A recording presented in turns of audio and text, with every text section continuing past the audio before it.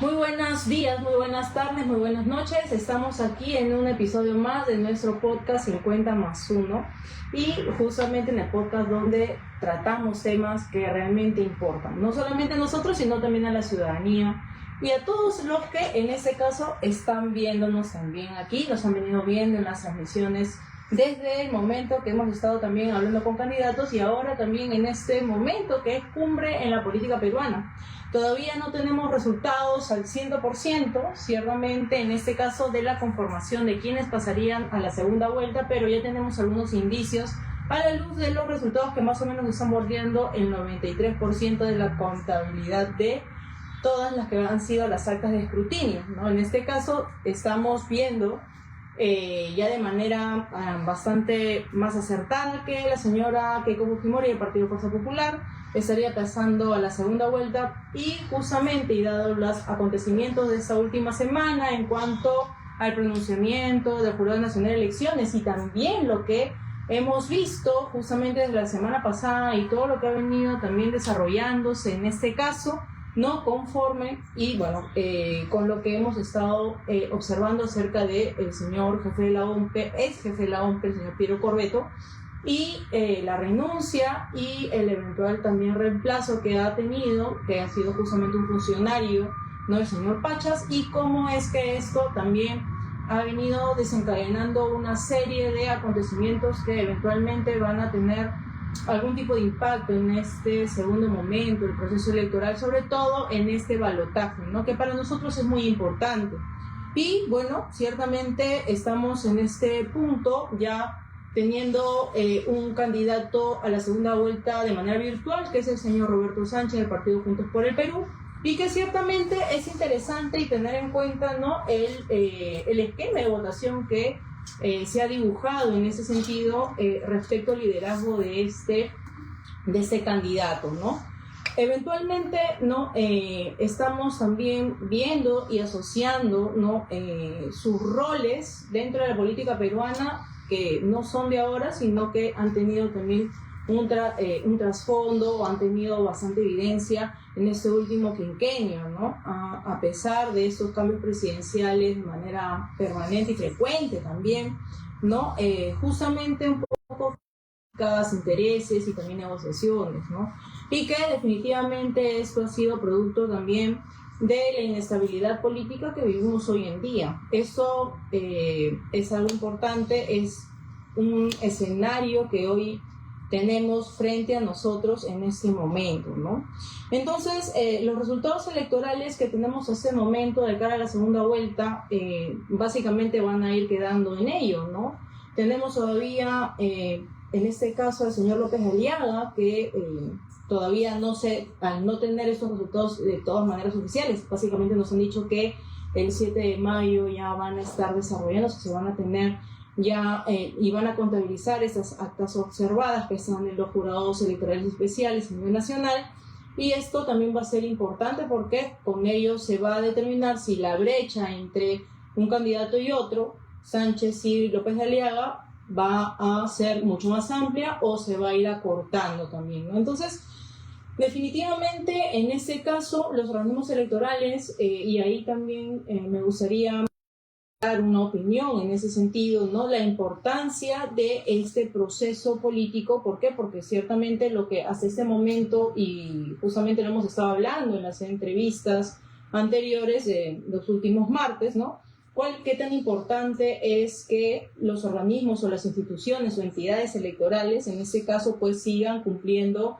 con su rol de manera efectiva, ¿no? Pero también, ¿no?, es importante que podamos entender que no solamente es necesario que se cumpla con un criterio de legalidad, en el sentido de que definitivamente es necesario todo el tema administrativo y lo que implica llevar a cabo un proceso electoral, pero que también en este caso estamos hablando de un proceso de legitimidad, ¿no?, que es lo que en este caso nosotros buscamos, ¿no?, como ciudadanos, que se vea plasmado bien, ¿no?, y que justamente todos y cada uno de los votos cuente en este proceso, porque todos los votos valen, ¿no?, en el sentido de que nosotros como peruanos y dentro de este criterio de nuestros derechos políticos no tenemos esta consideración de que los votos son no considerados de manera igualitaria, ¿no? Y esto es definitivamente también una base respecto al sistema democrático, ¿no? En este punto, y por ello también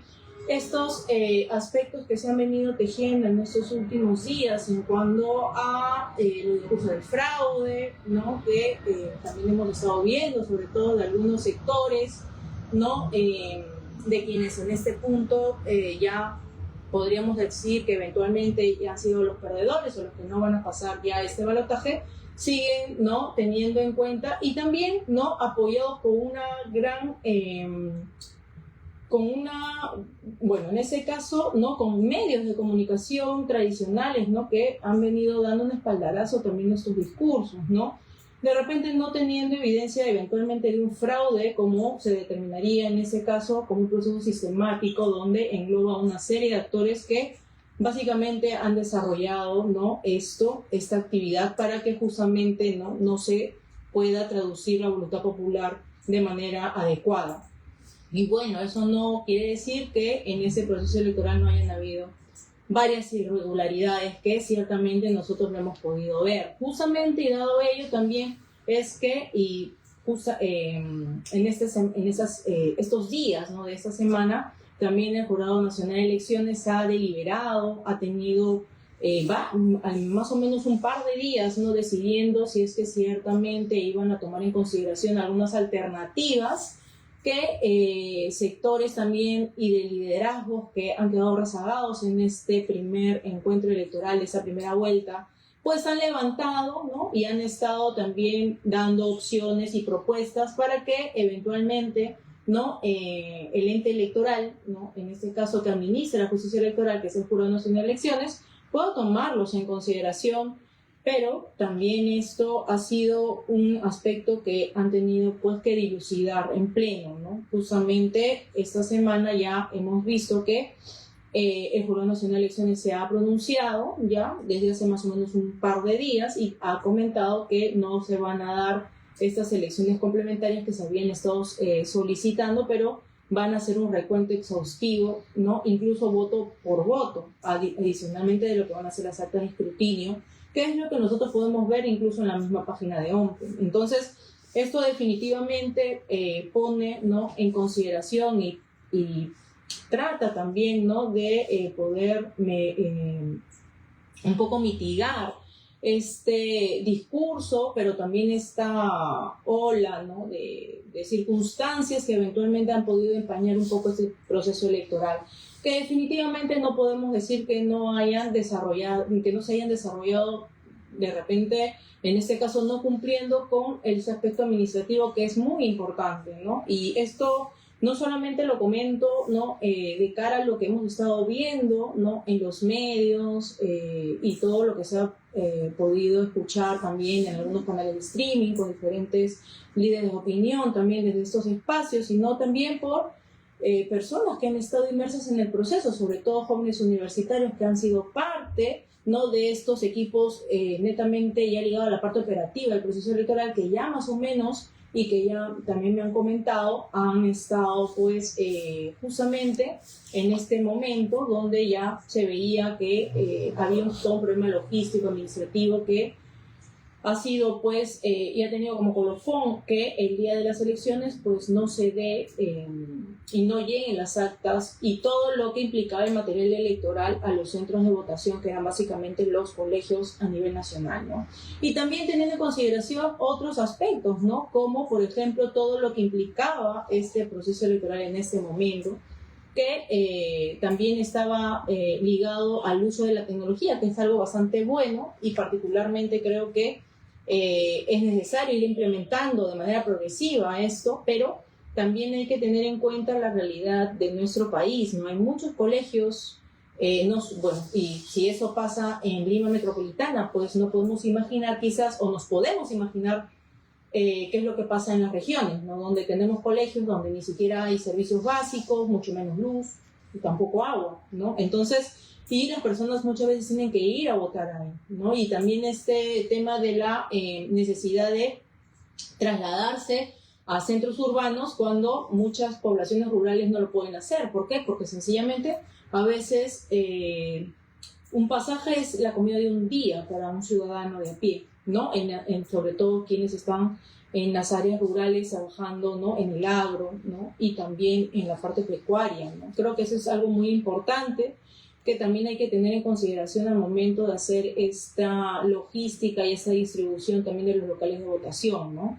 En este punto. Y esto, pues, como lo comento ya por testimonios justamente de personas que han estado trabajando tanto en OMPE como para el Jurado Nacional de Elecciones. Básicamente ya veían estos contratiempos en términos de el reparto del material y también el uso, ¿no? En ese caso del material. Y algo también importante que de repente no se ha comentado y que a mí sí me gustaría de repente tocar un poco, porque no son pocas las voces que hemos estado escuchando y que, sobre todo de jóvenes, ¿no? Que han estado inmersos en este proceso desde hace varios meses atrás, comentaban, ¿no? Que este tema, y que justamente pasó un poco desapercibido para la opinión pública, pero que tuvo que ver con el financiamiento, ¿no? Y el presupuesto que se había dado en un primer momento a los organismos electorales para que puedan llevar a cabo el proceso electoral. No sé si se acuerdan, ¿no? Que hace poco, ¿no? Incluso más o menos en el mes de enero, si es que no estoy mal, ¿no? Si es que no es diciembre, justamente tanto el señor Piero Corbeto como el señor Burneo justamente fueron, ¿no? Al Congreso de la República, ¿no? Y justamente con el afán de que pudieran brindarle un mayor presupuesto para llevar a cabo las elecciones tal y como se había planteado. Esto también, al menos al parecer, se ha tenido repercusiones también, ¿no? Yo creo que eso es un aspecto que no se había tomado en cuenta, creo que nadie lo ha tomado en cuenta, pero definitivamente este trabajo logístico de cara a un proceso electoral que mueve a tanta gente, que son alrededor de 27 millones, en este caso de electores, pues definitivamente tenía que tener este presupuesto, ¿no? Desde el inicio. Y bueno, justamente teniendo en consideración ello, pues ahora tenemos que determinado por el Jurado Nacional de Elecciones el 7 de mayo, están ya proponiéndose, ¿no? Como fecha límite para la determinación final de quienes eventualmente van a pasar tanto a la segunda vuelta como quienes van a ser ya en este punto miembros del Parlamento Nacional, que ahora es bicameral, ¿no? Teniendo en consideración, ¿no? La Cámara tanto de senadores como de diputados, ¿no? Ya también tenemos algunas cifras más o menos interesantes de la conformación, sobre todo de este organismo que se ha tejido, ¿no? Y que ha sido pues creado en este último periodo gubernamental, que tiene que ver con el Senado, en este caso de la República, conformado por tanto fuerzas determinadas como de derechas y como también fuerzas de centro y algunas fuerzas de izquierda, ¿no? En este caso tenemos algunas cifras ya, ¿no? Más o menos 22 de los senadores van a estar distribuidos para el Partido Fuerza Popular. En cuanto a que JP, Juntos por el Perú, va a tener alrededor de 14, luego también Renovación Popular alrededor de 8, también el Buen Gobierno alrededor de 7, el Partido Obras 5 y ahora Nación también con 4 diputados. No, en este caso senadores, ¿no? En este caso que van a configurar esa primera cámara que va a tener bastante poder, ¿no? En este momento, ¿no? Ciertamente hay una serie de hipótesis que se van tejiendo sobre la necesidad de repente de determinar que hay un balance de poder, ¿no? Un balance de poder entre las fuerzas que en este caso van a estar y que se están cimentando no solamente en el Senado, sino también en la Cámara de Diputados.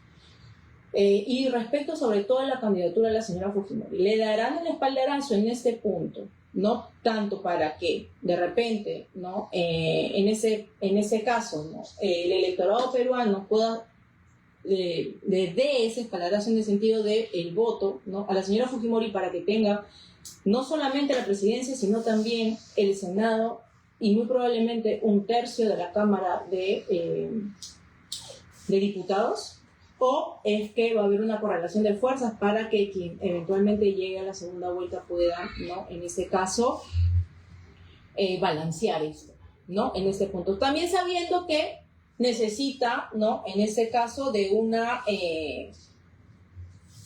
necesita en ese caso de tener bastante manejo para lograr cierto nivel de concertación, ¿no? Con los partidos que en ese caso puedan llegar, ¿no? a esta Cámara, ¿no? Que justamente es el Senado. Y bueno, y no decimos más de la Cámara de Diputados porque ciertamente, ¿no? La configuración va a ser bastante similar.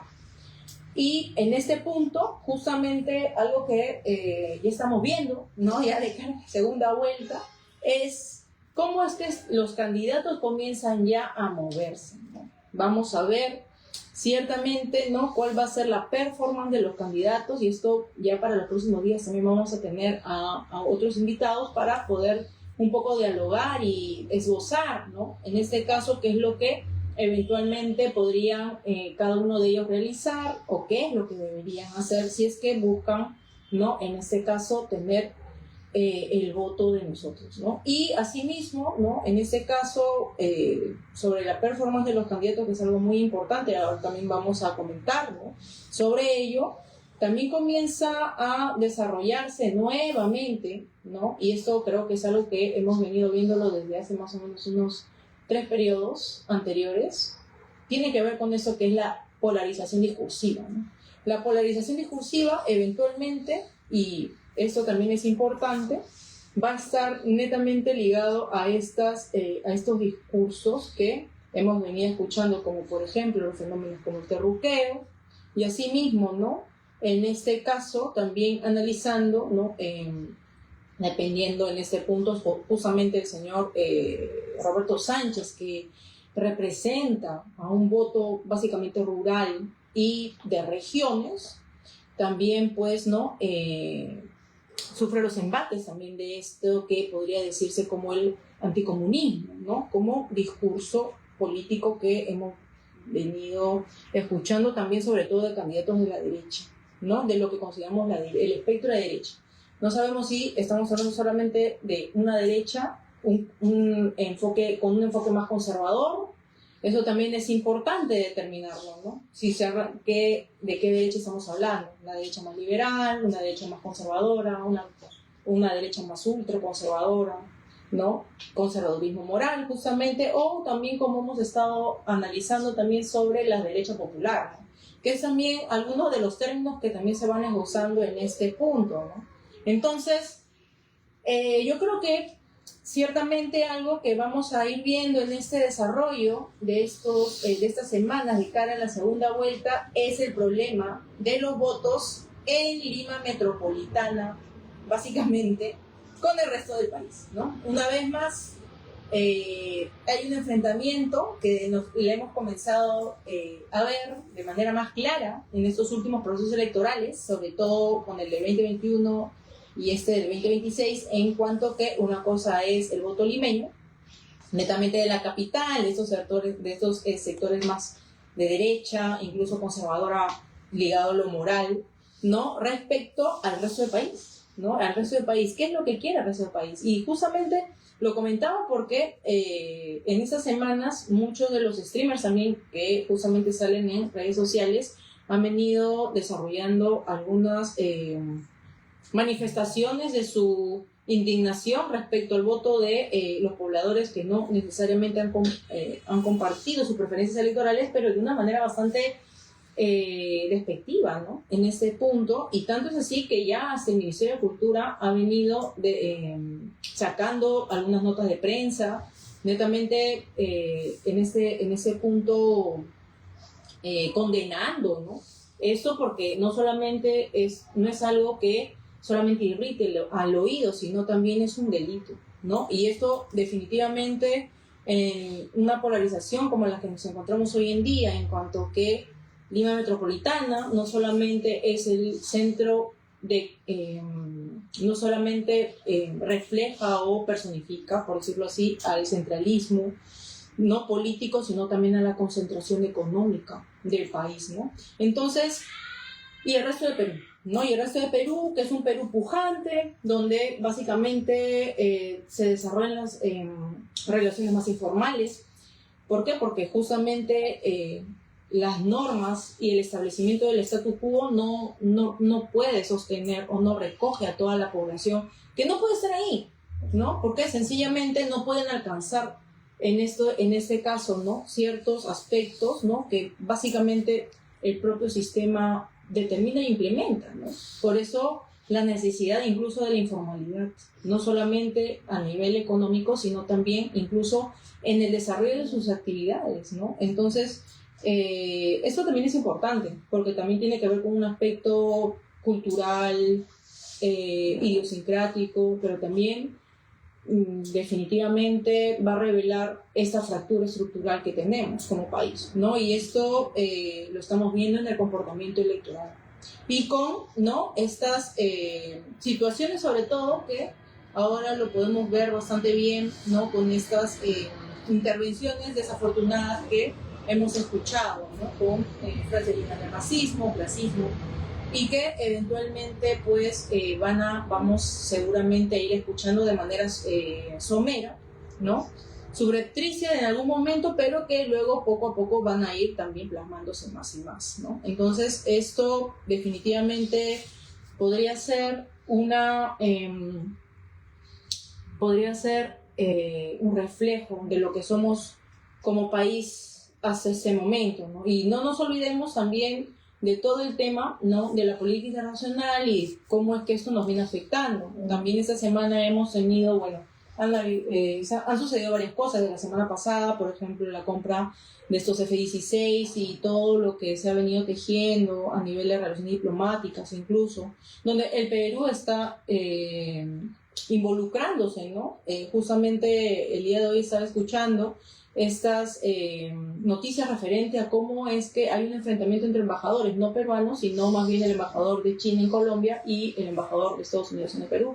Y no es poca cosa, ¿no? ¿Por qué? Porque eso ya más o menos nos brinda el esquema con el que estamos entrando en segunda vuelta en este escenario ya no solamente nacional, sino también internacional, con nuestros principales socios estratégicos económicos, ¿no?, peleándose, ¿no?, en este caso, y también pues, ¿no?, sosteniendo de algún modo esas relaciones amicales con Estados Unidos, con nuestros segundos socios estratégicos de hace más o menos 10 años, ¿no? Y bueno, y estamos en ese punto, ciertamente, y que tenemos pues que trabajar para poder sostener lo que queda, ¿no?, de este proceso electoral. No nos olvidemos también, nuevamente, que durante ya iniciado el mes de agosto, vamos a tener también ya el inicio de lo que va a ser el proceso de elecciones regionales y municipales, y bueno, en este caso también va a tener como escenario inicial, ¿no?, la conformación de las fuerzas en el gobierno nacional. Y eso también va a ser muy importante. Hay una serie de iniciativas justamente de aquellos partidos políticos que no llegaron a pasar la valla electoral, ni siquiera para la parte de diputados, ni tampoco para los senadores, que van a hacer todo lo posible en esas semanas, ¿no?, que les quedan de gobierno, en este punto, ¿no?, de representación en realidad, para ver qué pueden hacer, ¿no? Y esto definitivamente es algo importante, interesante, porque tienen todavía la capacidad, no necesariamente la legitimidad, para poder tomar en ese punto algunas decisiones, ¿no? Pero estamos en eso. Entonces, esto es muy interesante, necesario de ir anotándolo justamente ya en los posteriores programas que vamos a sacar. Vamos a ir analizando y dilucidando eso, porque todas las semanas vamos a tener un espacio de debate, ya sea yo sola o también con invitados con los cuales vamos a dialogar y también dar puntos de vista acerca de ello, ¿no? Muy bien, entonces los problemas de cara a la segunda vuelta, como lo comentaba, en cuanto a los perfiles de los candidatos, la señora Keiko Fujimori. ¿Qué representa realmente la señora Keiko Fujimori para los peruanos en general? Ciertamente ella tiene una tendencia siempre de lograr la votación o que la favorezcan con el voto, básicamente en el norte del país y también en la zona de Oriente, ¿no? Aunque también Roberto Sánchez ha tenido una presencia significativa en algunas regiones del Oriente, ¿no? Pero esto también tiene un significado interesante. Adicionalmente a ello, también tenemos, ¿no? Que el señor Roberto Sánchez pues ha hecho suyo el discurso, ¿no? De, en este caso, el señor Pedro Castillo. Tanto es así también que ha llevado a personas, ¿no? En este punto también que han estado muy muy allegadas al señor Castillo en su momento, y que también ha llevado a familiares de él y que ahora también son virtuales, ¿no? Virtuales senadores y diputados. Esto definitivamente, y este discurso reivindicativo de la figura del señor Castillo, es algo que quizás había pasado un poco desapercibido, ¿no? Por muchas de las fuerzas políticas, pero que en resumidas cuentas ha ayudado mucho a la candidatura del señor Sánchez. Ha rebasado en muchas regiones, sobre todo la zona, ¿no? De la sierra, ¿no? Por ejemplo, también tenemos que en Cajamarca ha tenido un amplio apoyo popular, ¿no? En este caso, y también las zonas sur, ¿no? La zona sur, aunque también ha habido una presencia significativa de candidaturas como el señor Nieto, en Arequipa sobre todo, y también de obras, ¿no? Es increíble en este caso que hayan pues podido llegar a ciertos sectores, ¿no? Sobre todo de estas zonas donde eventualmente pues se han venido desarrollando, ¿no? Actividades comerciales desde tiempos de la colonia, incluso, ¿no? También ya bien acentuado el Perú, ¿no? En este caso. Y por ello también es importante, ¿no? No hay que soslayar eso, ¿no? Nosotros estamos frente a regiones, sobre todo en el sur del Perú, que son ricas, ¿no? Son ricas en comercio, en agro, ¿no? En el sector pecuario también, pero también, ¿no? En todo lo que tiene que ver con la parte minera, ¿no? Y esto creo que hay que tenerlo en cuenta, ¿no? En este punto. Y también no nos olvidemos, pues, que la candidatura de la señora Fujimori ha sido una candidatura que particularmente me ha sorprendido mucho en el sentido de lo que ha podido lograr, ¿no? En estas elecciones, ¿no? Creo que algo que eventualmente podemos ver del Partido Fuerza Popular es de que, a pesar de lo que quizás podríamos muchas veces determinar o decidir, o bueno, comentar, ¿no? Y opinar sobre ellos, es que han venido desarrollando una organización, ¿no? Y esto se ve, ¿no? Se ve en los resultados electorales. No por poco tienen alrededor de 22 senadores, virtualmente senadores, y alrededor de 40 diputados, ¿no? Eso, por ejemplo, fue un dato interesante que tampoco lo veíamos venir en cuanto a las elecciones del año 2016, que barrieron con casi 73, ¿no? Puestos en las curules del Congreso unicameral, ¿no? Entonces, ese trabajo que ha venido sosteniéndose, definitivamente teniendo en consideración también su actuación en esos últimos 5 años, es sorprendente, ¿no? En este caso, ¿no? Asumiendo también el liderazgo de la señora Fujimori, que ha permitido, ¿no? Que muchas figuras como la señora Boluarte, el señor Gerí, ahora también el señor Balcázar sigan en la presidencia, bueno, estén en la presidencia o hayan estado en la presidencia, ¿no? Y que ha sido, pues, ¿no? Y que ha tenido un discurso básicamente de estabilidad, claro, determinado por Fuerza Popular, ¿no? Pero que a la luz también de los acontecimientos era importante también de repente lograr esos cambios, ¿no? Para evitar justamente lo que estamos viviendo ahora, ¿no? Entonces eso definitivamente es algo que hay que ir analizando punto por punto. Ya próximamente lo vamos a ir desarrollando más y más. Ciertamente, como lo comentaba el señor Sánchez, la señora Keiko, ahora están mirando ambos hacia el centro. Pero ¿a qué centro? ¿No? ¿Y quiénes realmente podrían eventualmente votar por alguno de ellos, ¿no? He escuchado algunas opiniones, ¿no? de líderes de opinión que estaban bastante más ligados al espectro de izquierda, ¿no? Que incluso en una eventual segunda vuelta, Keiko Fujimori y, por ejemplo, el señor Aliaga, muy probablemente muchos hubiesen votado por el señor Fujimori, ¿no? En ese caso, ¿por qué? Porque el señor Aliaga ya era el extremo, ¿no? Y ciertamente también Eso lo podemos ver en la forma como se ha venido desarrollando el discurso del señor Aliaga, ¿no? Que no sé hasta qué punto esto lo hubiese favorecido, si hubiese habido unas elecciones complementarias. Creo que las formas en política, a pesar de que muchas veces pueden determinarse como de repente hasta un tanto, no sé, cínicas, pero a veces siempre son importantes tenerlas, ¿no? Sobre todo cuando hablamos de liderazgo, en este caso, ¿no? Y esto también es necesario tenerlo en cuenta. ¿Por qué? Porque los comportamientos, ¿no? Y por ejemplo, el comportamiento del señor López Aliaga muy probablemente le vaya a restar algo de, ¿no? De este liderazgo que ha venido desarrollándose en estos últimos años, ¿no? Desde su candidatura presidencial en el 2021 y con todo lo que había logrado.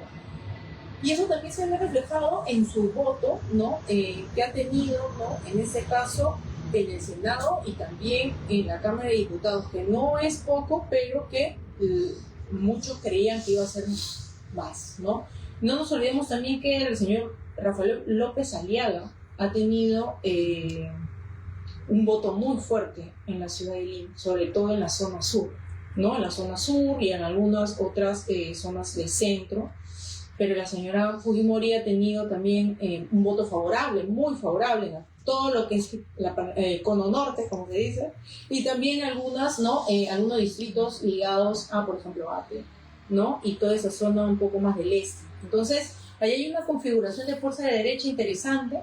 Veamos, ¿no? Qué es lo que eventualmente vaya a suceder en este caso, pero también con las formas de dirigirse a su rival político. El señor Rafael López Aliaga no ha sido tampoco tan benevolente, ¿no? Yo creo que ahí también puede que esto le vaya a afectar, ¿no? Términos de liderazgo político, ¿no? Asimismo, creo que también es importante un poco también determinar también este tema en cuanto a, ya habíamos hablado un poco sobre esto que López Aliaga representaba eventualmente, qué tipo de liderazgo, ¿no? Y únicamente hablando sobre estas derechas, ¿no? Ciertamente, ¿no? La señora Fujimori, teniendo en consideración incluso los últimos datos del IEP, ¿no?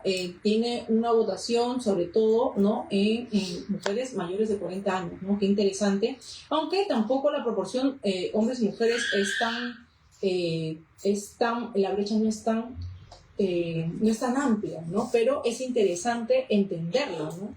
Y así también, ¿no? El conservadurismo moral reflejaría la candidatura al liderazgo de López Aliaga en ese sentido, cuando, por ejemplo, hombres universitarios mayores de 50 años, básicamente de los sectores A y B, le han votado en su mayoría, ¿no? Entonces esto también es interesante porque justamente el aspecto interesante en cuanto al perfil del votante peruano es básicamente un hombre blanco, ¿no? De derecha y mayor de 50 años y con estudios superiores, ¿no? Qué interesante.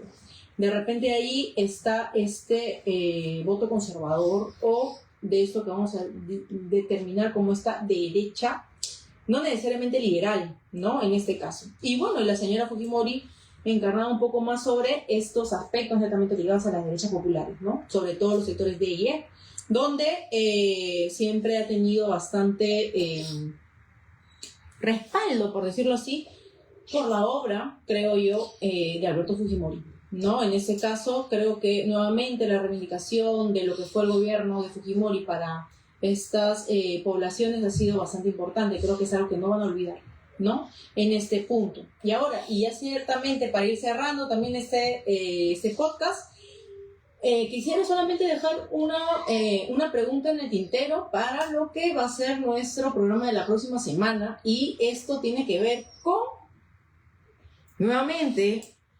aparece en escena la figura del señor Antauro Humala, ¿no? En ciertos programas televisivos ha sido entrevistado, no pocos, tanto de streaming como de la señal abierta, y ha tenido ciertas declaraciones que han sido bastante interesantes respecto a su proyecto y que es lo que en este caso también ha tenido o ha dado como apoyo, respaldo a Juntos por el Perú, ¿no? Desde el etnocacerismo y lo que él refleja también, ¿no? Y esto también debería nosotros hacernos también la pregunta, ¿no? ¿Por qué es tan importante una figura como la de Antauro Humala y por qué es tan representativa en términos de liderazgo para la población, que definitivamente no es la de Lima, pero sí la del resto del país y de algunos sectores en particular, ¿no? ¿Por qué este espaldarazo, ¿no? En este caso, ¿qué es lo que el señor Antauro, ¿no? Y eventualmente, ¿no?